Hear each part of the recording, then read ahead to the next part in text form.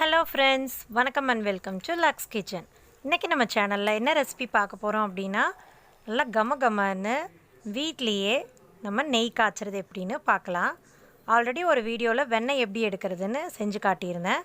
அதை யூஸ் பண்ணி நெய் காய்ச்சிடலாம். இது ஃப்ரெஷ்ஷாக எடுத்த வெண்ணெய்.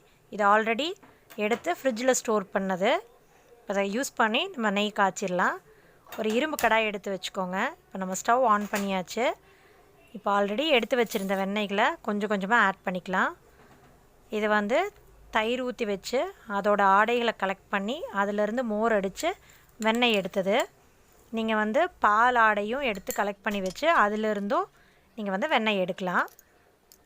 இப்போ நல்லா நுரைக்க பொங்க ஆரம்பிச்சிருச்சு. நல்லா ஒரு மிக்ஸ் கொடுத்துடலாம்.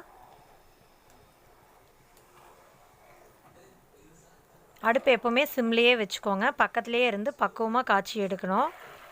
இப்போ பார்த்தீங்க அப்படின்னா இந்த நுரைகள் எல்லாம் ஓரம் தட்டிருச்சு. நடுவில் நல்லா மஞ்சள் கலரில் கொதிச்சிட்ருக்கு பாருங்கள். இப்போ வாசனைக்காக முருங்கை இலை ஒரே ஒரு கொத்து நம்ம ஆட் பண்ணிக்கலாம். நீங்கள் வேணும் அப்படின்னா கருவேப்பிலை இலை, கொஞ்சமாக ஜீரகத்தை க்ரஷ் பண்ணி போட்டாலும் அதோட மனமும் ரொம்பவே அருமையாக இருக்கும். நீங்கள் எது வேணுமோ அதை ப்ரிஃபர் பண்ணிக்கலாம். இதை நல்லா இப்போ நம்ம கொதிக்கிறதுக்கு நம்ம டைம் கொடுக்கலாம்.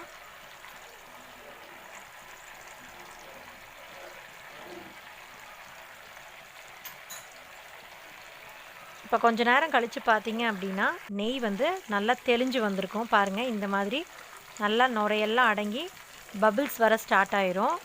அடியில் ஒரு ப்ரௌன் கலர் லேயர் ஃபார்ம் ஆகிட்டுருக்கும். நம்ம போட்ட இலைகள் எல்லாமே மொறுமொறுன்னு ஆயிடுச்சு பாருங்கள்.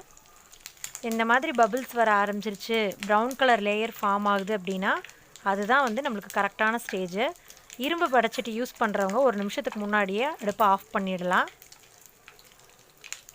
இப்போ நான் ஸ்டவ் ஆஃப் பண்ணியும் இது இன்னும் கொதிச்சிட்ருக்கு பாருங்கள். நல்லா ப்ரௌன் கலர் லேயர் ஃபார்ம் ஆகிருக்கு. இதுதான் நம்மளுக்கு கரெக்டான பக்குவம்.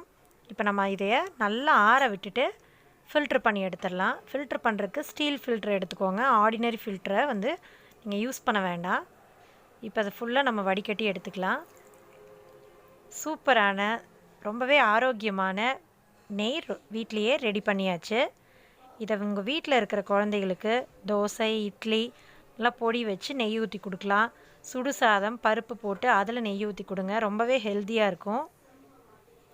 இந்த நெய்யை பார்க்குறப்பவே நல்லா மொறுன்னு தோசை ஊற்றி நெய் விட்டு சாப்பிடணுன்னு ஆசையாக இருக்கா இல்லையா? அப்போ கண்டிப்பாக உங்கள் வீட்லேயும் ட்ரை பண்ணி பாருங்கள். டேஸ்ட் பண்ணுங்கள், என்ஜாய் பண்ணுங்கள். இப்போ இந்த நெய்யை நான் ஒரு ஸ்டீல் கண்டெய்னரில் மாற்றி வச்சுட்டு ஓவர் நைட் விட்டு அடுத்த நாள் எப்படி இருக்குது அப்படின்னு நம்ம பார்த்துடலாம். இப்போ பாருங்கள், மணலாக நெய் அப்படிங்கிறது இந்த மாதிரி தான் இருக்கணும். பார்க்கவே நெருன்னு நல்லா மஞ்சள் கலரில் பார்க்கவே ரொம்ப ஃப்ரெஷ்ஷாக இருக்குது இல்லையா? ஸோ கண்டிப்பாக நீங்களும் ட்ரை பண்ணி பாருங்கள். இந்த வீடியோ பிடிச்சிருந்ததுன்னா கண்டிப்பாக லைக் பண்ணுங்கள், ஷேர் பண்ணுங்கள், சப்ஸ்கிரைப் பண்ணுங்கள். தேங்க்யூ. Take care. பாய்.